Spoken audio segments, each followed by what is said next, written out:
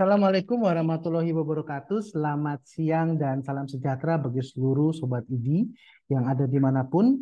Pada saat ini kita masuk ke Dolan, diskusi online mingguan seri ke-40 yang akan bekerja sama dengan PDPI dengan topik kegawatan paru pada hari ini. Sebelum kita masuk ke dalam webinar kita hari ini atau seminar Dolan pada hari ini, kami persilakan kepada Ketua IDI Cabang Surabaya untuk memberikan sambutan. Kami persilakan Dr. Brahmana Askandar, spesialis obstetrik ginekologi konsultan onkologi. Kami persilakan dokter.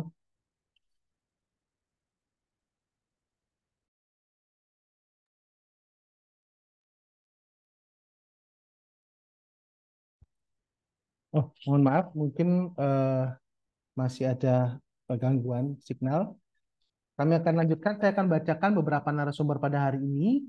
Yang pertama, narasumber kita adalah Dr. Herle Windo Setiawan, spesialis paru. Beliau merupakan staf Departemen atau KSM Pulmonologi dan Ilmu Kedokteran Respirasi FK UNER, Rumah Sakit UNER. Dan Dr. Irmi Syafa'a, spesialis paru konsultan. Beliau merupakan staf Departemen SM Pulmonologi dan Ilmu Kedokteran Respirasi FK UNER, RSUD Dr. Sutomo. Terima kasih dokter-dokter sudah hadir pada hari ini pada acara Dolan ke-40 dengan topik kegawatan paru. Kita akan masuk ke dalam webinar kita pada hari ini, Dok. Mungkin dari Dr. Herli maupun Dr. Irmi ada presentasi yang akan dibacakan, Dok. Kami persilakan, Dok.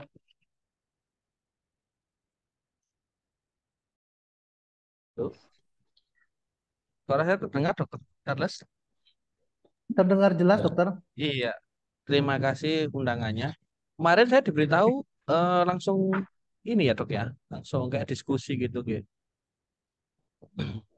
Oh, enggak, Dokter. Kalau misalnya kita mau langsung masuk ke topik kita pada hari kegawatan paru, boleh, Dokter. Iya, iya, iya. Terima kasih. Oke, mungkin sebagai gambaran garis besar, Dokter, untuk bagi peserta Dolan hari ini, kalau boleh tahu kegawatan paru itu misalnya apa aja nggak, Dokter? Ini secara terminologi, ya, kegawatan paru adalah sesuatu kondisi medis ya yang menyebabkan eh, tubuh kita tidak mampu mengambil oksigen atau mengeluarkan karbon dioksida sehingga bisa menyebabkan gangguan atau bahkan mengancam nyawa, dokter. Jadi apapun yang menyebabkan paru kita tidak bisa berfungsi dengan baik dan menyebabkan apa itu namanya kegawatan dan bisa mengancam nyawa itu disebut sebagai kegawatan paru. Contohnya dok, misalnya eh, PPOK dan asma exacerbasi itu termasuk kegawatan paru. Kemudian ada pneumotorak yang ventil sehingga pasien ini tidak bisa melakukan inspirasi dengan baik dan menyebabkan hipoksia berat itu juga kegawatan paru. Dan yang mungkin yang kemarin ya terakhir yang barusan in ya ARDS saat COVID gitu. ARDS itu kan in banget ya saat COVID kemarin. Nah itu juga termasuk kegawatan paru. Itu sebagai gambaran besarnya dok. Mungkin dokter ini juga bisa nambahin. Mungkin sudah dijelaskan ya dok. Sebenarnya kalau bahasa awamnya sih tidak bisa bernafas, tidak bisa atau tidak mampu bernafas atau mungkin gangguan napas itu sudah masuk ke dalam kegawatan respirasi. Itu bahasa awamnya. Kalau jenis-jenisnya tadi sudah dijelaskan dokter Helen. Mungkin itu dokter Charles. Terima kasih dokter. Jadi kegawatan paru ini sebenarnya penting dokter ya.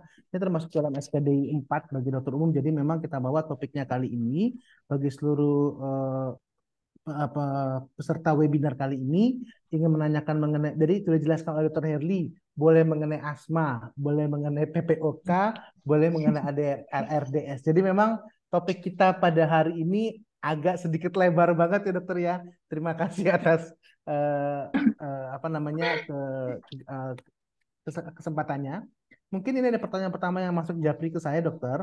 Untuk asma itu apakah bisa cukup dilaksanakan di vaskes primer dokter, atau kapankah indikasi asma yang perlu dilakukan rujukan ke tingkat yang lebih lanjut dokter? Terima kasih dokter. Mungkin dokter Helen aja dulu. Yang biasanya di RSUA ini banyak BPJS-nya terutama kasus asma. Silakan, makasih dokter ini. Dokter ini pertanyaan yang bagus dok ya. Jadi asma dari SKDI pun asma itu diberikan level 4 ya untuk dokter umum. Sehingga semua dokter umum wajib bisa menangani asma terutama saat exacerbasi. Dan di petunjuk apa pedoman penata laksanaan asma baik itu GINA maupun dari PDPI, itu dibagi dua, Dok. Jadi ada penata laksana serbasi di vaskes tingkat primer seperti puskesmas, klinik, praktik pribadi, dan penata laksana asma serbasi di vaskes tingkat lanjut seperti UGD RS. Nah, di situ nanti dibedakan, Dok. Jadi kalau misalnya pasiennya ada serangan ringan atau ringan sedang, maka bisa diselesaikan di fase primer di sebenarnya, dari dengan pemberian beta agonis dan steroid, kemudian diobservasi bagaimana kondisi saturasi oksigen, RR, kemudian keluhannya, kemudian apa wheezingnya bagaimana. Jika itu terjadi perbaikan dan kalau perlu sih PFR itu lebih bagus lagi. Kalau ada perbaikan yang signifikan ya bisa pulang langsung tanpa harus dirujuk ke rumah sakit yang lebih lanjut. Tapi kalau serangannya serangan berat atau bahkan yang critical ill ya, dan kalau di situ kan dibilang critical ill, itu ya harus sebaiknya sih dan wajib dirujuk sih ke vaskes yang punya fasilitas ICU. Itu sekali kalau berat atau mengancam nyawa ya jangan jangan ditangani lama-lama di rumah sakit di vaskes primer, segera ditangani perawatannya sambil mencari rujukan yang tepat yang bisa menangani pasien asma seperti ini lebih lanjut. Karena kalau yang berat dan mengancam nyawa ini agak rumit penanganan.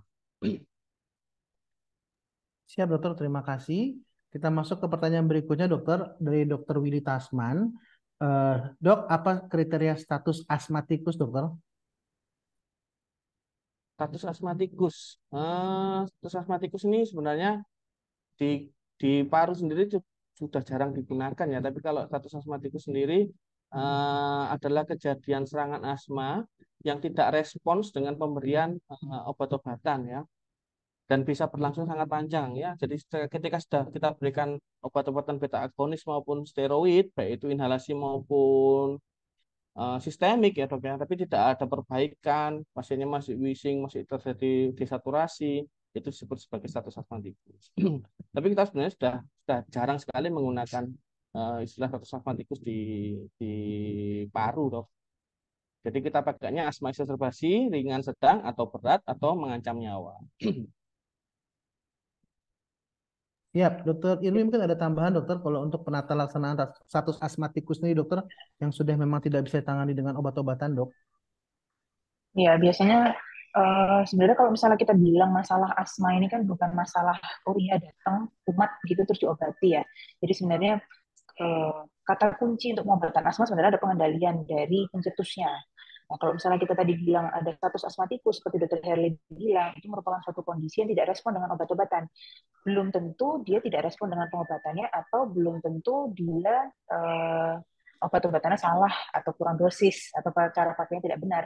Tapi pasiennya ini tidak terkendali asmanya karena pencetusnya tidak dikendalikan.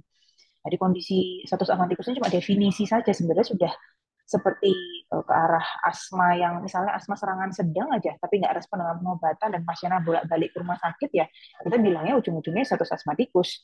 Jadi kalau misalnya nanti misalnya teman-teman dari yang di mana di vaskes tingkat 1 gitu ya ada pasien-pasien asma tadi, nah, saya setuju sekali sebenarnya penanganannya harus dari mulai pengendalian dari pencetusnya baru kita bertahap naik ke pengobatannya.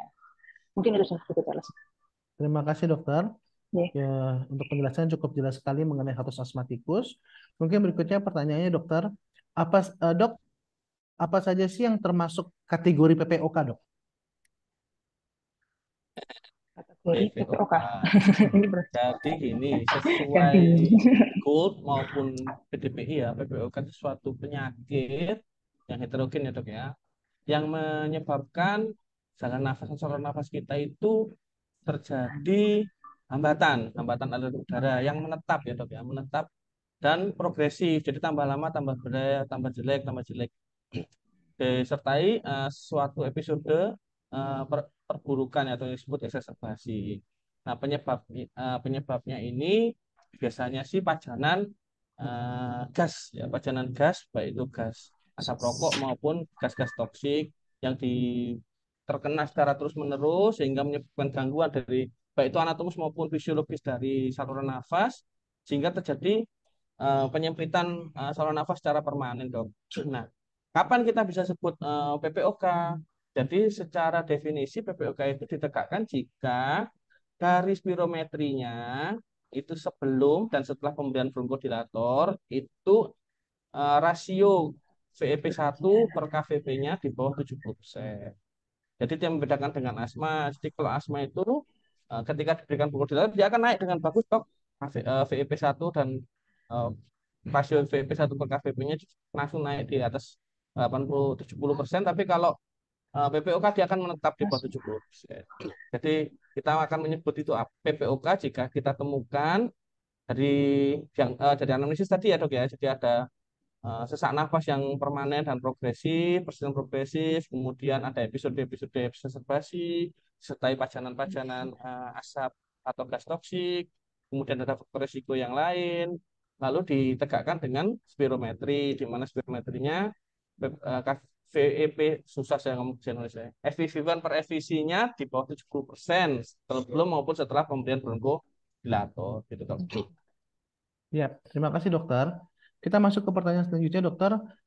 Bagaimanakah pandangan terapi emfisema yang menggunakan stem cell dok? Berarti ini terapi terbaru. Oke, mungkin banyak yang baca dokter mengenai ini. Memang kalau Luar pada biasa dolar ini ini. dokter pertanyaannya dari seluruh Indonesia dokter. Jadi mungkin di Indonesia bagian barat atau bagian timur sudah mulai berkembang stem cell, maka ditanyakan juga dok. Silakan dokter. Ini penelitiannya luar biasa ya. Dokter saya? Oke, kayak aja ya. Jadi sebenarnya Dokter Charles, kalau misalnya kita ngomong masalah PPOK, efek jangka panjangnya parunya istilahnya molor ya. Karena parunya istilahnya pasien itu napas sesak terus, akhirnya air trapping gitu ya, udaranya terhambat, nggak bisa keluar, akhirnya menyebabkan pelebaran dari alveoli dan kerusakan dari parenkim. Akhirnya parunya molor. Kita bilangnya bahasa medisnya adalah emfisema. Nah, emfisema ini kalau diterapi tadi pertanyaannya dengan stem cell. Pas paru tuh kalau misalnya sudah molor, apa bisa balik lagi? Istilahnya seperti itu ya, karena tadi kerusakan sel, kerusakan dari epitel dari alveoli, intinya kerusakan jaringan dan lain lah. Targetnya stem cell ini otomatis kan ya sel-sel termasuk sel-sel paru. Nah, sebenarnya kalau misalnya kita bilang terapi ke stem cell sendiri ini kan juga terapi yang ya masih dalam ongoing lah, terapi baru masih sedang berjalan. Kalau misalnya kita lihat orang-orang berpandangan, oh kita harus memperbaiki sel-sel itu dengan stem cell, ya tidak ada salahnya saya pikir. Tapi dengan apalagi dengan kemajuan zamannya seperti ini, mungkin ada jalan. Karena kebanyakan paru-paru pasien-pasien yang dengan parunya sudah emfisema seperti ini tidak bisa kembali. Kalau ditanya dok, terapinya apa dok? Ada yang bahkan bilang, wah ya perlu transplant ini. Ya kan Iya berat sih. ya kalau misalnya harus transplant ya. Jadi makanya daripada transplant muncullah teori atau istilahnya penelitian tentang stem cell ini tadi. Bisa dicoba, tapi mungkin masih level di hewan coba dulu seperti itu ya. Kalau misalnya ke manusia sejauh ini pemakaiannya masih belum ada obat-obatan khusus untuk paru yang istilahnya langsung memakai stem cell, apalagi pasien-pasien yang sudah parunya destroyed lung seperti ILD atau bahkan PPOK. Mungkin itu ya, untuk Dr. Herley ada tambahan. Setuju dok. Jadi ya memang dari Gold sendiri itu stem cell belum masuk sih dok dari tata Masuk laksana. ke Tetapi ya ini kan namanya teknologi ya kita kan nggak bisa eh, tahu ke depannya. Mungkin ya kita butuh penelitian yang lebih banyak, perlu data-data empiris yang lebih banyak sehingga kita bisa menentukan apakah stem cell itu berguna atau tidak ya. Tapi ya. sampai saat ini saya belum baca ada namanya stem cell di panduan Gold maupun PDPI. Jadi untuk tahap terakhir dari terapi PPOK ini adalah transplant tadi yang seperti dijelaskan dokter Irmi. Ini sudah mulai dilakukan di Jakarta kalau nggak salah dokter Irmi ya. Sudah mulai di Iya, yang berkembang Jakarta. di Tapi Jakarta. masih Surabaya masih ini masih belum masih tahap uji coba trial, di masih coba. Jakarta. Tapi kalau masalah stem cell belum ada di guideline. Tapi mungkin kalau kita bisa memulai ke hewan dulu, kita buat hewannya jadi emfisem, kemudian kita berikan stem cell, kita lihat nggak bagus ya mungkin kita bisa terjun artikel ilmiah dan bisa uji klinis di manusia yang lebih lanjut. Betul, betul sekali dok. Karena kalau kita bicara stem cell itu kan sifatnya sendiri udah pluripoten, multipoten. Jadi banyak sekali memang yang harus Iya, untuk ke arah terapi pertimbangan. definitif ya Betul. dok ya. Mungkin, tapi bukan berarti sekarang belum bisa, nanti nggak bisa dok ya. Masih perlu penelitian lebih Betul. lanjut. ya. Bagus Sekali. sekali dok. Setuju. Oke, kita kembali lagi dok, nih praktis di lapangannya dok. Izin bertanya dokter terkait pasien asma rawat inap. Sudah mendapat penata laksanaan, pasien merasa sudah tidak sesak, membaik, bronchi wheezing sudah negatif, RR-nya 26 kali per menit. Namun dalam pemeriksaan fisik, pasien nafasnya nampak dalam dan nampak dalam dan SP2-nya masih 92 tanpa O2. Pasien menolak rujuk. Kira-kira penyebab desaturasinya karena apa ya dok? EKG-nya normal.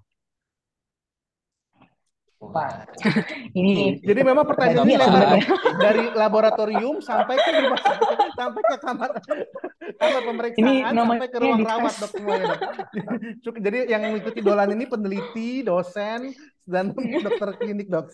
Monggo dokter, mungkin ada pertanyaan. Jadi sudah diberikan obat-obatan, sudah membaik, tapi kok tetap desaturasi 92% dokter. Oke. Ya, kalau desaturasi ya kita bisa kita bisa mengingat dari fungsi banyak ya faktor menyebabkan desaturasi. Salah satunya Penyebabnya itu banyak. ventilasi. Kita pikirkan dulu apakah ventilasinya ini ada masalah. Kita lihat apakah ada gangguan pengembangan paru. Misalnya pasiennya pes banget, ya bisa aja terjadi gangguan ventilasi sehingga terjadi desaturasi. Atau misalnya terjadi gangguan di eh, difusinya, misalnya dia pasiennya ada ILD, ada penyakit-penyakit yang menyerang di parenkim parunya seperti edema paru atau pneumonia, itu juga bisa menurunkan saturasi. Atau mungkin juga bisa di perfusinya dok. Jadi kita perlu memperhatikan itu ya, kita lihat satu-satu. Nah, jika di fase tersebut kesulitan untuk mendiagnosisnya, memang diperlukan rujukan untuk mungkin dilakukan CT scan atau mungkin di LCO dan pemeriksaan yang lain dok. Jadi ya kalau mencari apa penyebab desaturasi, waduh, susah kalau kita cuma Banyak. ngomong seperti itu ya. Kita harus lihat pasiennya. Kita soalnya satu-satu itu beda-beda. Kita harus cari satu masing-masing. Pertanyaannya mungkin kurang ini ya, Dokter Charles, kurang Iya, spesifik. Ini betul. luas. Tapi Jadi, ya mungkin dia ini ingin mencarikan kriteria pulangnya kali dokter, sudah oh dirawat, iya, semua bisa sudah bisa. baik, bronchi wheezing sudah hilang, RR-nya Mm-mm. masih 26 dan tapi tetap SpO2-nya 92% dokter, itu dia. Mungkin permasalahannya itu, Dok. Kapan Iya, permasalahannya kriteria, murni karena kan hanya sekarang juga asma. era BPJS ya dokter, nggak bisa lama-lama kan Iya, untuk betul perawatan. betul. Ya kalau Soalnya BPJS kalau ya misalnya Bapak dirujuk ya mungkin bisa asma dipulangkan Pulang. sebagai buruh dok. Soalnya kan di kan Vaskes di betul. tingkat dasar kan Iya, juga nggak ada, mungkin di scan, BGA kan nggak Betul, ada betul dok. sekali, Dok. BGA. Susah itu nanti kalau mencari Atau kalau Penyebabnya. hanya misalnya meraba mungkin kalau ini memang benar-benar asma ya, kalau betul-betul ini asma, mungkin ya istilahnya kita pikirkan tadi pencetusnya. Jangan-jangan oke memang sudah terkendali, nggak ada ronki, nggak ada wheezing, tapi pasiennya masih kena dingin karena AC atau apa, atau mungkin ongkap, stres dan lain-lain, akhirnya ya gelisah, panik ya. Saturasi itu kan sebenarnya menunjukkan kecukupan untuk dalam pembuluh darah perifer kan. Jadi nggak bisa kita jadikan dasar murni. Nah, apalagi kriteria pulang asma pun sendiri ya bukan wheezing hilang. Nah, pokoknya pasien RR stabil, pasiennya kondisinya tenang, saturasinya tercapai di atas 95, itu bisa pulang. Kalau begini ya mungkin indikasinya merujuk, harus sambil dicari lebih banyak Tapi ya. mungkin memang dok, maksudnya gejala klinis nomor satu dok ya. Maksudnya perbaikan gejala klinis status asma ini merupakan salah satu kriteria kesembuhan juga dok ya. Jadi nggak hanya saturasi juga yang sebagai panduan. Ya, betul.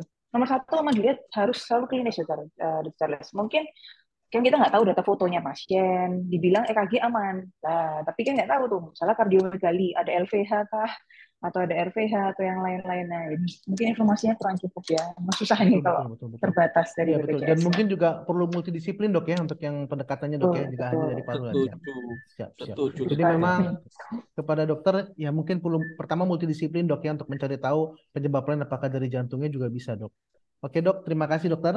Berikutnya dok, ini pertanyaan lagi, apakah kriteria seseorang menderita bronkitis kronis dokter? Oke, bronkitis kronis.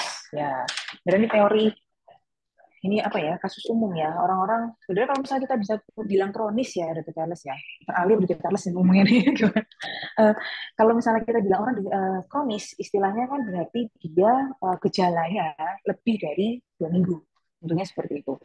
Bronkitis artinya adalah radang dari saluran napas, radang dari bronkus, di mana tanda-tanda utamanya biasanya adalah batuk. batuknya ini bisa cenderung kering, tapi bisa berdahak, dicetuskan oleh banyak hal, bisa oleh karena dia memang flu awalnya, kemudian nggak sembuh-sembuh, atau mungkin dia memang alergi, banyak hal. Nah, jadi kalau misalnya kita bilang orang dengan bronkitis kronis, biasanya satu gejalanya ada gejala respirasi tadi, batuk, kemudian pasiennya bisa awalnya demam, kemudian sudah nggak demam, gejalanya ini berlangsung kira-kira lebih dari 2 minggu, dan biasanya kan kita konfirmasi pakai foto nih, dari foto tidak kita dapatkan yang namanya flek atau infiltrat dari pneumonia itu tidak ada. Jadi gambarannya cenderung antara ada ataupun tidak ada gambaran seperti penambahan corak bronkofaskular itu. Kalau misalnya memang ada penambahan corak bronkofaskular, mungkin kita bisa yakin, oh ini arahnya mungkin ke arah bronkitis. Tapi kalaupun misalnya tidak ada, bukan berarti pasiennya bukan bronkitis. Dari gejalanya dia sudah ada, kemudian faktor resikonya atau misalnya mungkin pajanan dari penyebabnya dia itu tadi ada, dan gejalanya lebih dari 2 minggu, atau mungkin lebih dari 14 hari gitu ya, sampai 21 hari atau 1 bulan, sudah bisa kita bilang bahwa pasien ini dengan bronkitis kronik. Mungkin seperti itu. Ya, terima kasih dok ya. Jadi bronkitis kronis ini lebih ke arah batuknya dok ya, batuk. Tadi demamnya di awal aja tuh demam terus-terusan dok. Biasanya awal sih, dia jarang ya sampai Misalnya demam ini dok, orang bronkitis kronis itu kan ada periode exacerbasi yang namanya ACP, acute exacerbation. Saat acute itu ya biasanya yang keluhannya tadi batuknya memberat, dan ada demam, sesaknya memberat. Kemudian produksi sekutumnya bertambah saat terjadi exacerbasi. Jadi kalau secara teori sih bronkitis kronis itu kalau batuk di dalam 1 tahun itu lebih dari 3 bulan dan selama 2 tahun berturut itu teorinya gitu. Tapi prakteknya ya enggak seperti itu. Bisa saja dan wajib tidak ditemukan gambaran pneumonia pada foto ronsennya. Dulu masih masuk PPOK, Dr. Ali. Sekarang jadi sudah gambaran ronsennya lebih ke arah cenderung bersih ya dok, nggak ada infiltrat, gambarannya tadi yang seperti bilang dokter Irmi tadi ini dok, tapi peningkatan corakan bronkofaskular. Ya. Biasanya nanti tulisannya di bacaan radiologi itu aspek bronkitis. Bronkitis. Tuh. Siap. Tapi belum tentu yang gambaran fotonya bronkitis, pasiennya nggak ada gejala terus dibilang bronkitis ya dok. Siap. Harus ada gejalanya dulu. Siap. Oke dok, terima kasih dokter. Mungkin kita lanjut ke pertanyaan berikutnya, dokter. Sudah banyak sekali pertanyaan yang masuk nih dok. Sudah panas sepertinya pesertanya. Dok, olahraga apa yang sesuai atau yang diizinkan untuk mengurangi gejala asma dan PPOK dok? Apakah olahraga ini bisa membantu penyembuhannya dok? Oke, kalau PPOK ya, kalau asma sih sebenarnya asalkan dia tidak menyebabkan tekanan fisik yang terlalu berat, insya Allah aman kalau asma. Tapi kalau untuk COPD itu lebih banyak ke arah olahraga yang meningkatkan kekuatan otot dok. Jadi aerobik ya. Jadi jangan orang PPOK disuruh futsal yang lari kemudian berhenti atau basket yang lari cepat kemudian berhenti, lari cepat kemudian berhenti, itu akan menyebabkan metabolisme anaerob itu berbahaya untuk orang PPOK. Jadi lebih ke arah yang aerob, jadi jogging pelan atau jalan sehat gitu aja. Dan yang paling penting adalah senam nafas dok.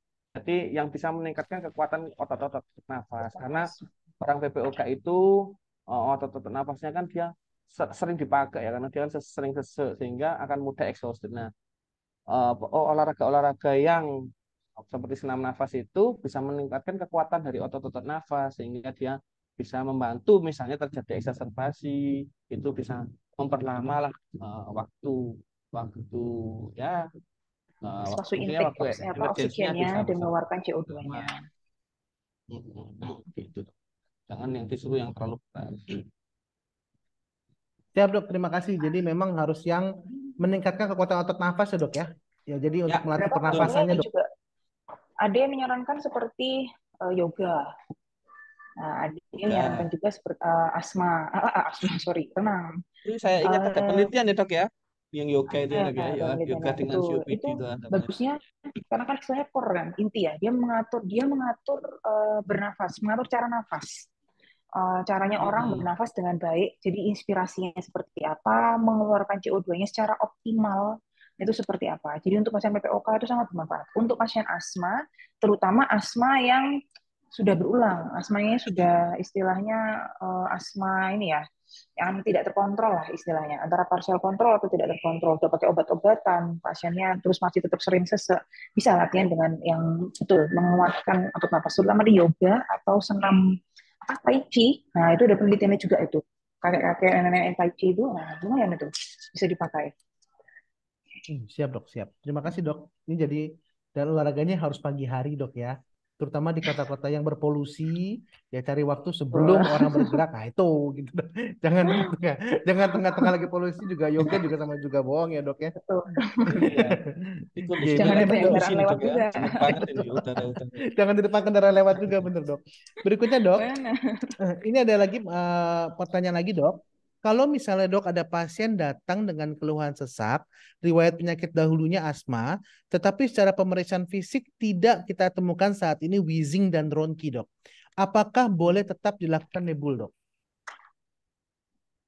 Oke. Mungkin jadi gini. Jadi kalau yang saya lihat ya di masyarakat itu sekarang lihatnya fungsi nebul adalah untuk pasien asma. Ada. Padahal nebul itu sendiri tujuannya kan memberikan obat-obatan melalui saluran nafas langsung direct ke airway. Intinya begitu. Dia punya efek lainnya sebenarnya dengan obat-obatan nebul. Selain bronkodilator yang melebarkan saluran nafas, dia bisa membantu mengencerkan ria sebenarnya. Nah, jadi tergantung tujuannya beda Charles. Kalau misalnya memang pasien itu bukan asma, misalnya pasiennya bukan asma, tapi ada gangguan misalnya, dok retensi sputum atau dahaknya susah keluar, pasiennya berusaha batuk, pental. Nah, selain dibantu dengan obat-obatan misalnya minum oral seperti itu, bisa kita bantu nafas karena dia akan memecah apa namanya mukus ya, mukus kan kental. Yang kita memberikan apa nebul, kita memberikan entah itu NaCl, entah dengan obat-obatan bronchodilator tadi, akan membantu terpecahnya mukus-mukus ikatan mukus tadi lebih terurai dan akhirnya mudah untuk dikeluarkan. Nah, jadi kalau misalnya pertanyaannya boleh atau tidak, sekarang tergantung dulu, dipastikan kelayanannya dia satu bukan asma, tidak ada faktor misalnya penyebabnya sendiri istilahnya memang dari airway, bukan kelainan jantung, bukan kelainan dari sistemik atau yang lain-lainnya, dan pasien memang penyebabnya kalau retensi sputum boleh dipersilakan. Kalau misalnya ada penyakitnya ternyata dia metabolik seperti itu, misalnya sesaknya dia itu karena asidosis metabolik, pasiennya sepsis, sesak, nah, tujuannya untuk kita nebul apa dulu? Dipastikan dulu keluhannya pasien, karena takutnya dengan pasiennya ternyata kondisinya tidak sadar, kemudian retensi sputum tadi di nebul, pasiennya nggak ada refleks batuk, kan justru malah encer tuh kan dahaknya, malah numpuk, krok krok krok, nggak ada suction juga, ya itu juga istilahnya bisa gambar mata dua ya, takutnya murmur nanti malah apa sputumnya tertelan atau teraspirat jadi pneumonia aspirasi juga. Jadi hati-hati mempertimbangkan untuk pemakaian, bukannya tidak boleh, boleh tapi harus diobservasi pasiennya kalau setelah kita pakai terapinya tadi. Mungkin itu, atau dokter ada tambahan? Oke, setuju dok. Jadi kan kalau kita ngobati kita harus tahu dulu sih penyebabnya. Siap, siap. Terima kasih dokter. Cukup jelas tadi mengenai nebul. Ini kita langsung berikutnya dokter ya. Dok, mau bertanya. Nah, ini benar banget dok. Ini sering banget ditanyakan oleh pasien-pasien. Apakah pasien asma itu diperlukan prick test dok untuk menyebab alergi? Jadi kebanyakan yang bertanya itu adalah apakah asma ini penyebabnya pasti alergi dokter? Terima kasih dok. Nah, terima kasih. Jadi gini dokter, skin prick itu kan sebenarnya kita mencari orangnya alergi apa ya. Jadi untuk menegakkan diagnosis asma sendiri, ini kita perlu bedakan ya dok ya. Untuk penegakan diagnosis asma, kita tidak perlu skin prick. Tapi untuk mencari faktor risikonya, ya itu kita bisa menggunakan skin prick atau mungkin tes alergi yang lain, misalnya hitung ya apa namanya IgE. Ya, kita hitung IgE-nya itu juga bisa. Nah, dengan mengetahui skin prick-nya hasilnya apa, maka kita bisa KIE ke pasiennya. Hindari ini alergen ini supaya apa? Supaya tidak terjadi eksaserbasi, karena eksaserbasi dalam asma itu akan merusak dari struktur-struktur dari paru. Jadi setiap kali terutama eksaserbasi berat ya itu akan terjadi kerusakan dari struktur-struktur di paru. Ya kalau misalnya bisa kembali, alhamdulillah. Kalau ternyata tidak bisa kembali kan nanti jadinya akan menetap gitu loh kerusakannya. Nah itu akan menyebabkan asmanya tambah lebih jelek kalau ada serangan lebih lanjut. Sehingga sebisa mungkin kita menghindari eksaserbasi. Gitu ya dok ya. Jadi untuk penegakan diagnosis screening epidemiologi sebenarnya tidak dibutuhkan, tetapi untuk mencari faktor risiko supaya kita bisa menghindari eksaserbasi itu kita butuh screening. Kembali lagi Siap. sebenarnya Dr. Charles, pencetus namanya obatnya asma bukan hanya obat asma saja, tapi mengendalikan pencetusnya. Dengan kita memeriksa apa skin test tadi atau prick test atau apapun, dengan kita tahu penyebabnya, kita akan bisa membantu pasien untuk menghindari pencetusnya sekaligus sambil jalan pengobatan asmanya. Sebenarnya kalau sekarang mungkin bukan prick test yang banyak ya, ada namanya IgA atau P. Itu ada yang 53 panel atau 54 panel gitu contohnya, itu bisa banyak tuh di mana-mana sekarang. Kalau misalnya mau dicari bisa pakai. Kan lumayan. Jadi pasien, oh ya saya alergi debu dok ternyata. Nah debu gimana cara dikebalkan? Ya, mungkin harus dihindari ya, nggak boleh terlalu sering debu. Pakai apa? Pakai masker, double kah atau bagaimana? Gitu. Siap dok, terima kasih dok. Kita lanjut lagi dok ke pertanyaan berikutnya. Nah ini ya pertanyaannya sekarang kembali ke penelitian dok. Apakah ada fungsi dari oksigen hiperbarik pada pasien asma dokter? Tadi stem cell sekarang ke Menarik. hiperbarik. Kan karena sekarang oksigen hiperbarik ini lagi apa lagi meningkat dok demandingnya dok. Yang saya tahu di beberapa rumah sakit yang melayani hiperbarik ini banyak sekali yang ada antrian sekarang dok. Makanya dok, saking banyak Ya, sekali yang sudah menyadari pentingnya. Nah untuk asma ini apakah bisa dok kita menggunakan hiperbarik dok? ini sama kayak itu tadi dok, sama kayak stem cell ya. Jadi kalau di guideline sih memang belum ada ya, di guideline itu berbarik berbarik oksigen itu memang belum ada. Tapi ya karena asma sendiri kita tahu penyebabnya adalah atopi ya dok ya. Jadi atopi, jadi ada reaksi inflamasi hebat di saluran nafas sehingga menyebabkan penyempitan saluran nafas. Terapi kalau inflamasi ya terapinya sebenarnya antiinflamasi ya, inflamasi misalnya steroid yang digunakannya. Tapi apakah hiperbarik ini bisa menyembuhkan? Ada beberapa artikel di Dapat. jurnal yang menyebabkan bisa, tapi ada artikel yang lain yang sama aja kok dikasih hiperbarik sama enggak ya. Ya mungkin beda itu ya kalau dari artikelnya beda ras sih di situ, beda ras, beda usia, beda karakter dari itunya. Jadi untuk saat ini sih belum bisa disimpulkan apakah hiperbarik ini memang benar-benar bermanfaat atau tidak ya. Mungkin butuh penelitian lebih lanjut. Mungkin bisa dimulai sih. Kita kan punya ya layanan hiperbarik di RSAL ya di sini Dokter Rimbi ya. Mungkin Ya, kita bisa betul. mencoba menggunakan itu untuk meneliti ya. Terus sebenarnya tujuannya terapi hiperbarik sendiri itu kan eh, meningkatkan cakupan oksigen ya supaya masuk ke dalam aliran darah begitu. Kemudian dengan oksigen yang cukup tadi akan perbaiki kerusakan jaringan. Jadi jaringan-jaringan yang awalnya rusak sedikit itu tadi dengan kaya oksigen, dengan diberikan oksigen yang tinggi, maka diharapkan penyembuhannya akan lebih cepat. Nah, balik lagi tadi asmanya ini sendiri kan istilahnya dia kan dicetuskan oleh suatu alergen atau histaminnya aktif lah istilahnya gitu, dihembuskan oleh apapun tadi.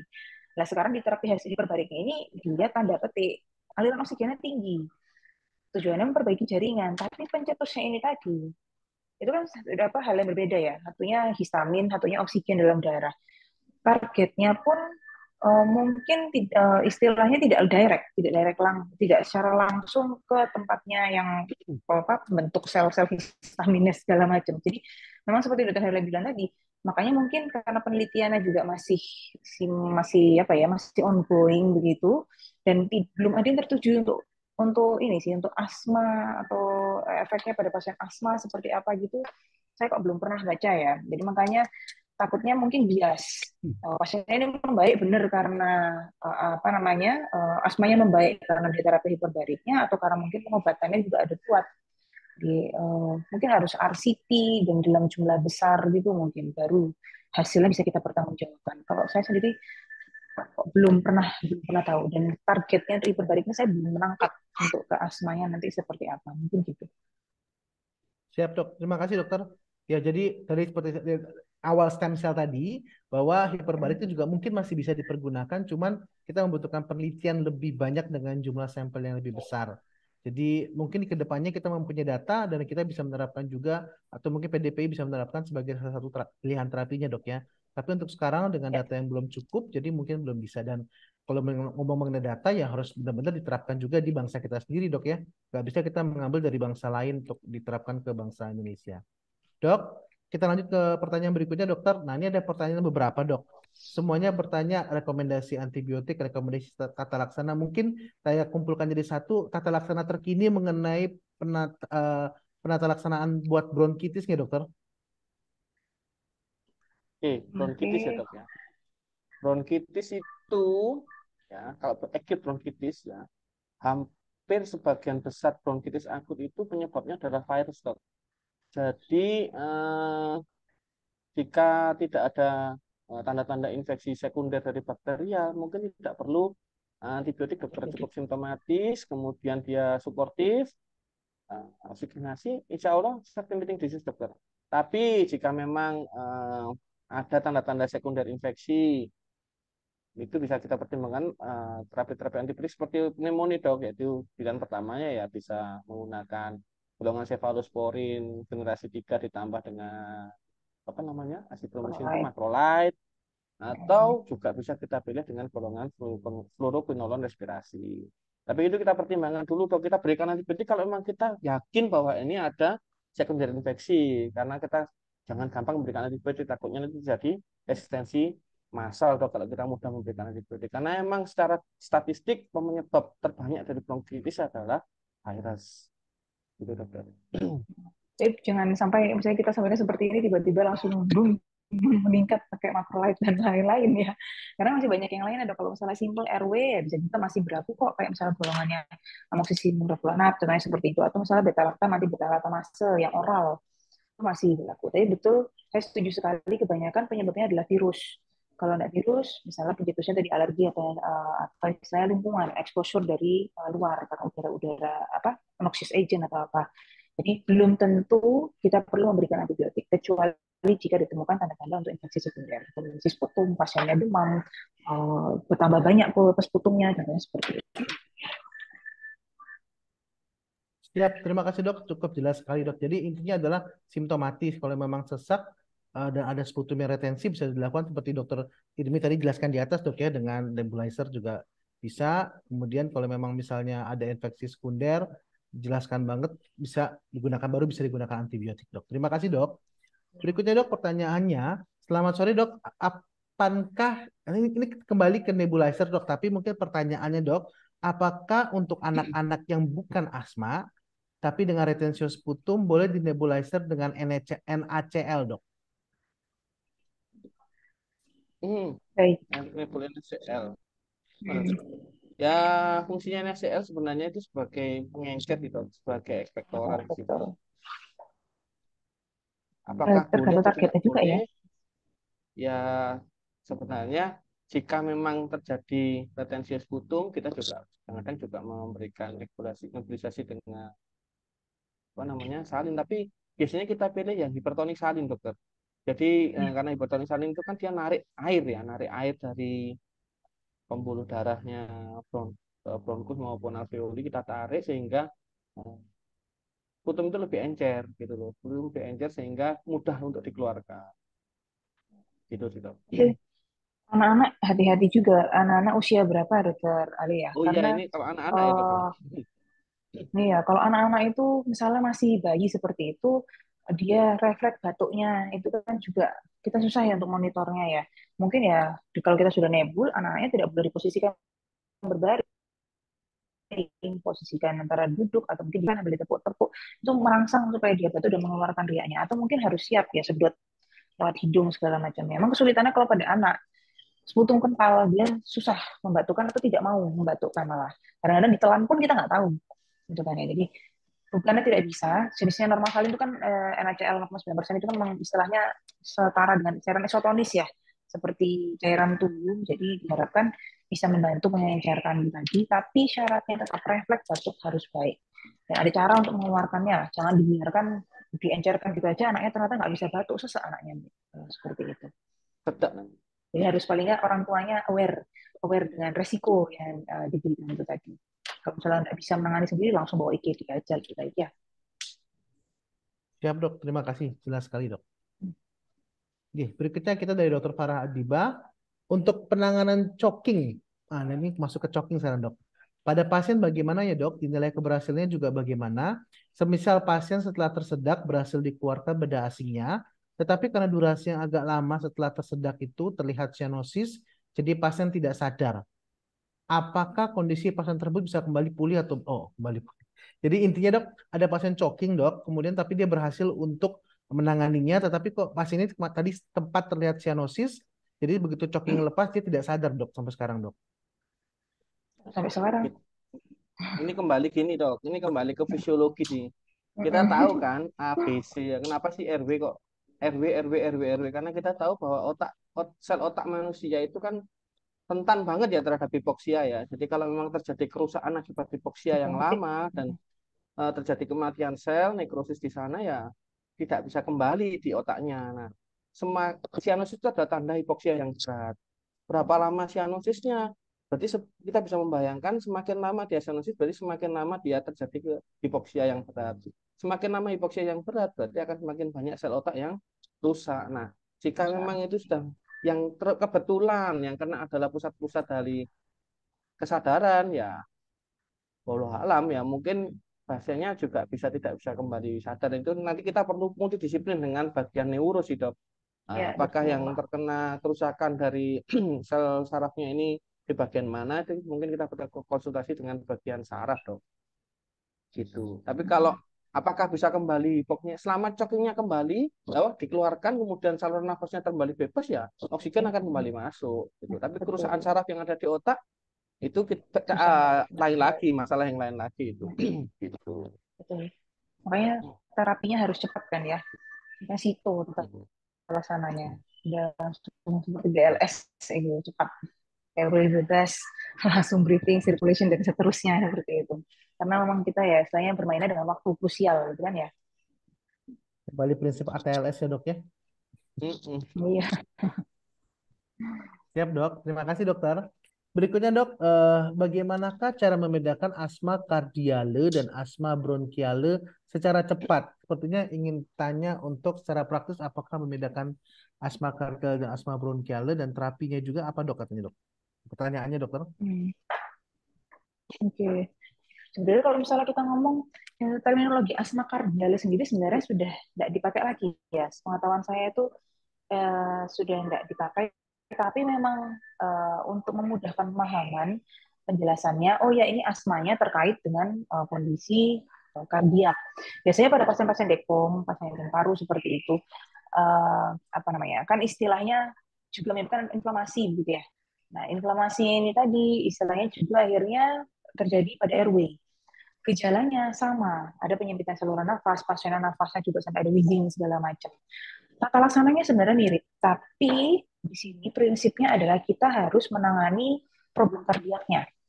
Karena tercetusnya oleh dari kardiaknya tadi. Beda dengan asma bronkial, di mana dia itu pencetusnya ya istilahnya dari apa? Dari luar, misalnya dari udara atau dari stresor segala macam, penyempitan saluran nafas gitu ya, karena ada ada bronkokonstriksi dari saluran lolos, kemudian vasodilatasi dari udara dan sebagainya macamnya. Mirip, sangat mirip karena kita yang kita istilahnya sebagai klinisi mendengarkannya, oh ya udah ini pasiennya ada wheezingnya, kemungkinan asma nih, cuma bedanya satu ada problem kardiak, kalau ada problemnya enggak, itu simpelnya. Begitu pasiennya ada problem kardiak, oh iya ada tanda-tanda dekom, pasien dengan edem paru, pasiennya pernah punya riwayat asma apa tidak pernah punya riwayat asma, tidak pernah pakai obat-obatan asma juga, maka kita di sini berpikirnya, oh iya ini tercetus oleh problem kardiaknya. Jadi di situ inflamasi lah istilahnya prosesnya. Obat-obatannya, medinisasi juga, cuma mungkin steroid juga bisa masuk, tapi pasien biasanya akan membaik begitu problem kardiaknya teratasi. Kalau untuk asma, setelah pasiennya misalnya bukan karena problem kardiak ya, diatasi dengan antiinflamasi steroid tadi, dengan bronkodilator, kok setelahnya kumat lagi. Nah, ada kemungkinan untuk kumat lagi kalau misalnya pencetusnya tadi, misalnya dari luar, kayak alergen, kemudian pasiennya misalnya karena panasan atau pasiennya stres berat, itu bisa muncul lagi. Mungkin lebih ke arah situ. Atau Dr. Herli, mungkin ada tambahan? Ya, setuju sih dok. Jadi kalau membedakan, nah asma kardialis sudah kita pakai lagi kan dokter Rimbi ya. Kita sudah pakai lagi. Kita pakainya kan itu heart failure sebenarnya.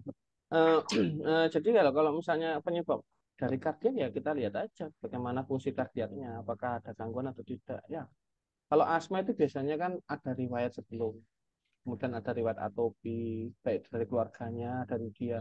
Riwayat atopi itu nggak cuma asma dok, jadi bisa dermatitis, atopi, bisa rinitis alergi, bisa konjungtivitis, macam-macam. Nah, jadi kalau ada riwayat-riwayat itu, kita bisa, oh ya ini kemudian asma bronkial. Tapi kalau nggak ada itu, tapi kita lihat foto jantungnya gede, kemudian ada LVH dari ECG-nya, atau mungkin dari echonya ada penurunan dari EF-nya, ya kita bisa curiga ke arah mata ya.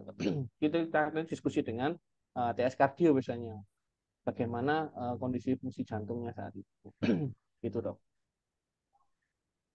Siap, terima kasih dok. Cukup jelas. Jadi memang eh, penyebabnya dok ya, kalau asma kardial itu ya penyebab jantungnya harus dikasih tahu, cari tahu lebih dahulu.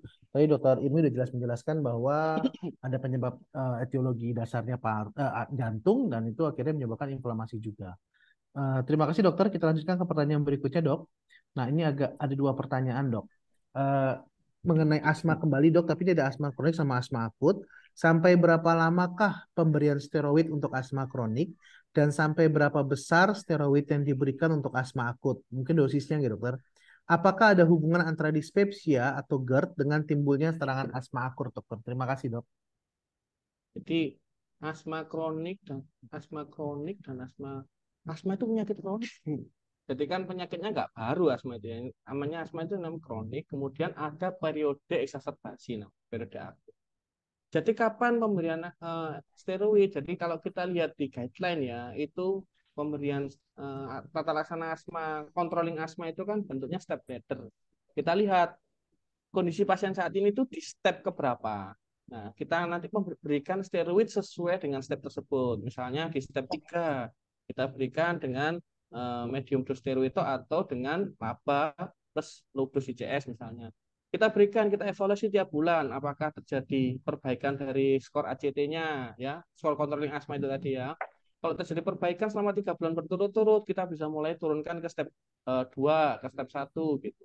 Setiap 3 bulan dengan ACT yang terkontrol dengan baik kita bisa turunkan. Atau tapi kalau ACT-nya tetap saja atau lebih buruk, ya kita bisa naikkan step. Sampai kapan? Ya sampai terjadi perbaikan sehingga pasien itu tidak membutuhkan steroid yang terus-menerus. Terus berapa dosisnya? Kalau untuk controlling asma itu ada di bisa di low dose, ada di medium dose atau high dose. Tapi kalau untuk asma exacerbasi, steroid yang diberikan kalau yang sistemik itu disarankan sih setara dengan 40 mg prednison. Jadi kan ada namanya equivalent dose ya, steroid equivalent dose ya. Nanti dihitung sendiri kalau kita nggak punya prednison, kita punya MP, berarti kan 0,8 dari dosisnya prednison. Jadi yang disarankan oleh PDPI maupun Gina untuk asam exacerbasi adalah 40 mg prednison ya. Nanti bisa di equivalent dose kan. Gitu dokter. Kalau masalah GERD bisa memicu serangan asma bisa sekali dok. Jadi karena GERD itu kalau asam lambungnya naik ya, bisa masuk sampai ke paru, menyebabkan inflamasi di sana, ya bisa menyebabkan perburukan dari kondisi asmanya bisa. Siap dok, Mungkin dokter terima ini kasih dok. nambahin dok. Silakan dokter Ilmu. Ya, saya pikir sudah jelas. Terima kasih dokter. Kembali lagi kita masuk ke ranah penelitian Oh dokter iya, tapi dari dokter biasanya ini Mulyani. dok, Siap.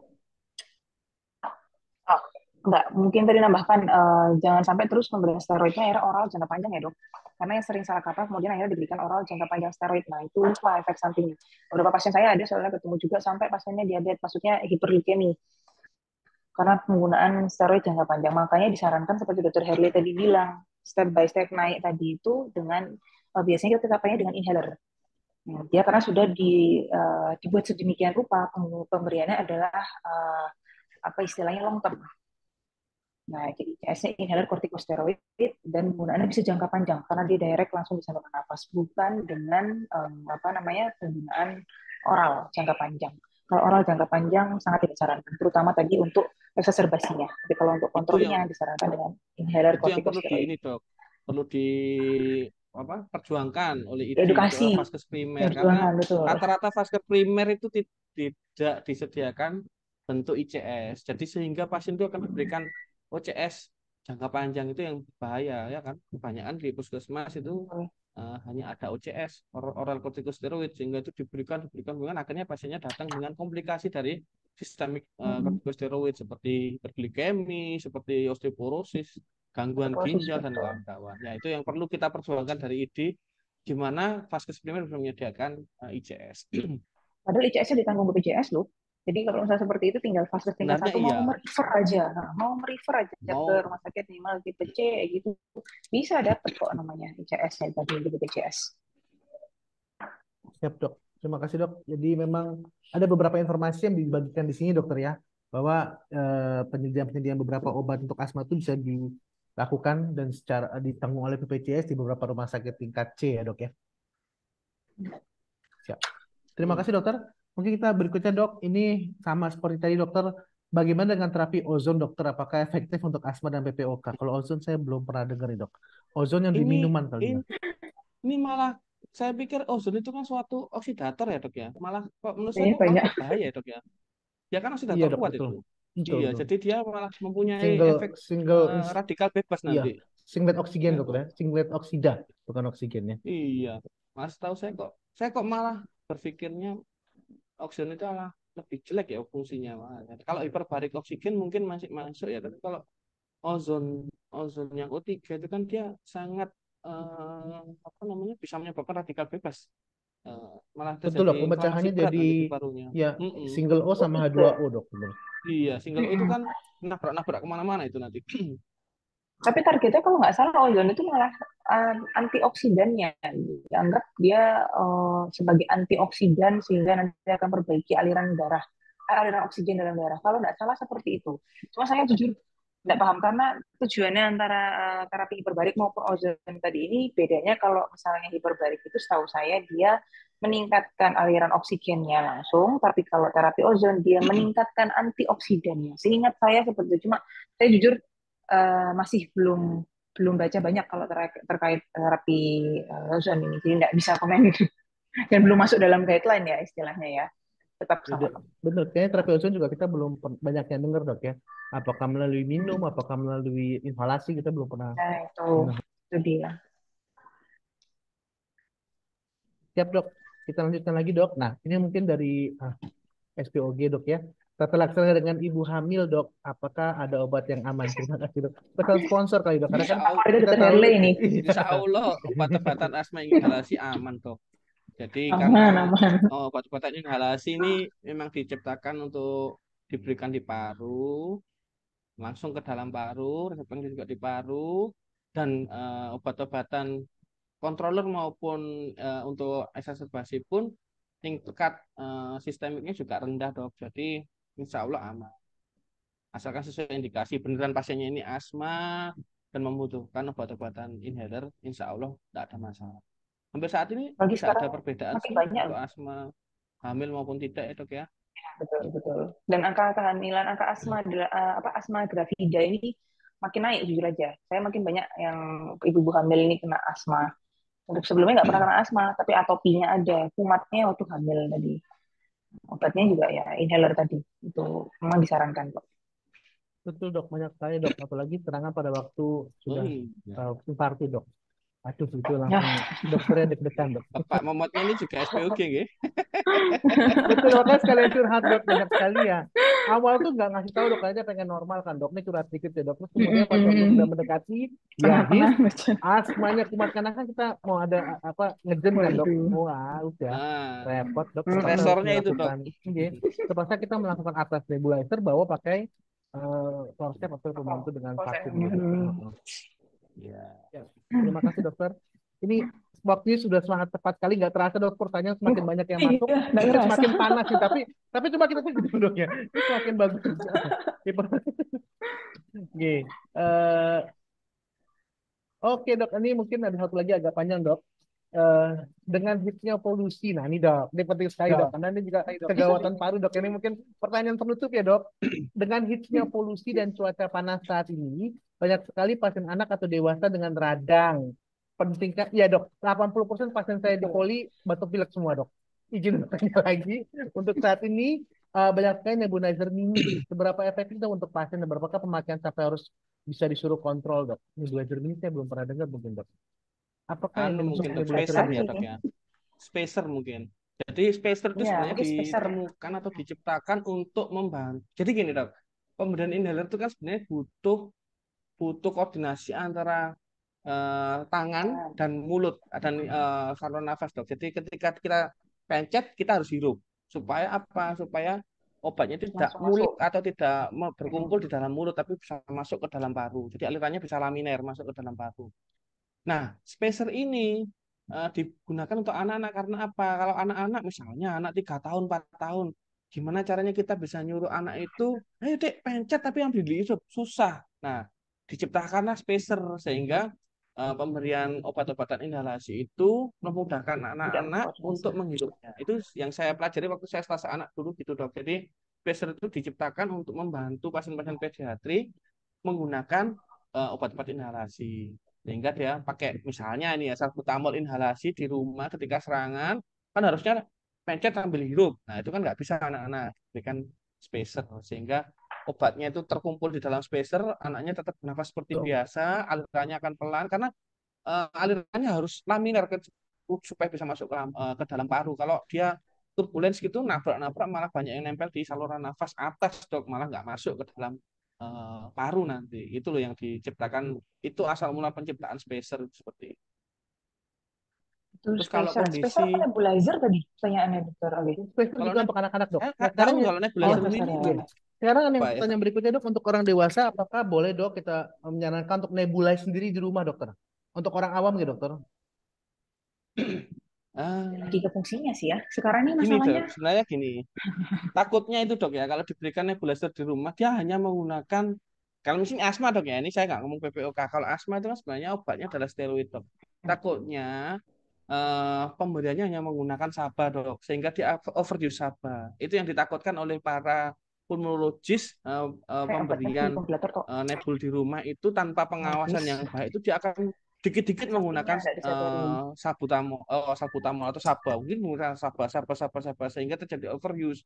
Ketika jadi overuse SABA malah terjadi perburukan dari fungsi paru. Nah, itu nanti ketika dia memang terjadi eksaserbasi yang berat akan susah untuk ditangani gitu. Menanganinya lebih Sehingga susah karena disarankan justru nggak pemberian nebul itu dikendalikan. di vaskes karena kalau Vaskes. harapannya kalau di vaskes itu ikuti guideline gitu loh dok. Karena ikuti guideline kan Dan harusnya ada steril di dalamnya. satu lagi, jangan lupa efek samping yang nggak disadari sama pasien, hipokalemi. Tiba-tiba pasiennya lemas, terus ada mulai entah ya istilah gangguan irama jantung atau sebagainya macamnya karena overuse dari sahabat tadi. Kita nggak sebut merek lah, tapi istilahnya yang paling sering populer depannya V itu lah. Itu kan sering ya, semua kayaknya masyarakat udah banyak yang beli itu. Nah, untuk anak dibelikan, untuk yang asma misalnya bolak-balik kumat gara-gara polusi yang sekarang ini pakai terus nggak dikendalikan dengan obat kontrolernya yang tadi. Betul, Dr. Herle. Yang lupa efek sampingnya tadi itu hipokalemi. Nah, itu jadi sebelum itu terjadi mungkin biasanya sih kalau kita menyarankan ke pasien 2 kali nebul tidak mempan langsung ke IGD. Jangan ditunggu 3-4 kali terus dipertahankan. Oh ya, akan sebentar lebih baik langsung ke IGD untuk dapat controller itu tadi. Mungkin itu ya dokter ya. Siap. Terima kasih dokter cukup jelas. Jadi atas kegawatan paru. Jadi cukup banyak sekali kegawatan paru yang hari ini dibahas. Ini Terima masih kasih ya tapi dok. tadi diskusinya Ini lebih cuma asma ini ya. sepersekian nih. Ini asma benar-benar. Asma, Ini asma dan pokoknya sedikit. bronkitis sedikit ya dok ya.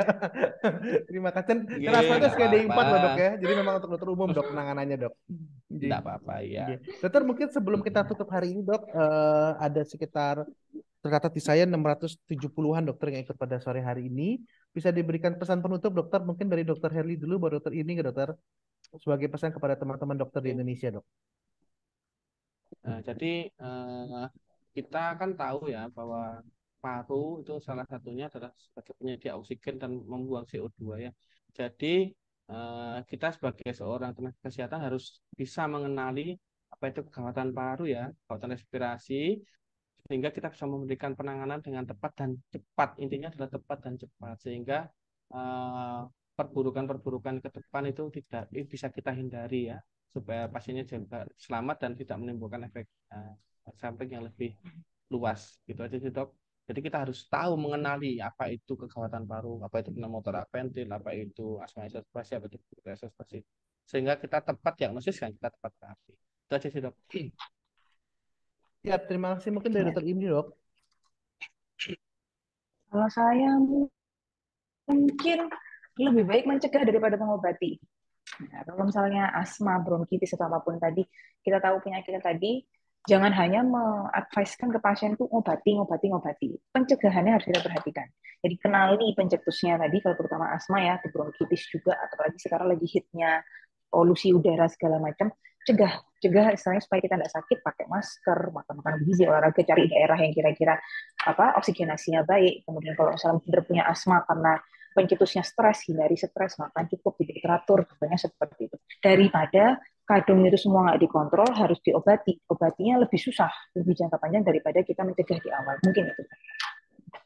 Ya dok, terima kasih dokter Herli, dokter Irmi. Jangan bosan-bosan ya dok kalau Terima kita kasih Dr. mengadakan Charles. sebagai pembicara di dolan Terima kita kasih dokter. banyak. Mungkin terima Yeay. kasih dokter untuk kesempatan memberikan ilmu pada hari ini yang cukup jelas mengenai asma dan PPOK dan mengenai kegawatan pada paru, penanganan dan semua aspeknya dari penelitian sampai ke ruang praktek sampai ke kamar rawat inap. Dan terima kasih kembali pada seluruh peserta yang sudah hadir pada hari ini. Dan kami kembalikan lagi ke host pada hari Dr. Farizal. Kami persilakan dok.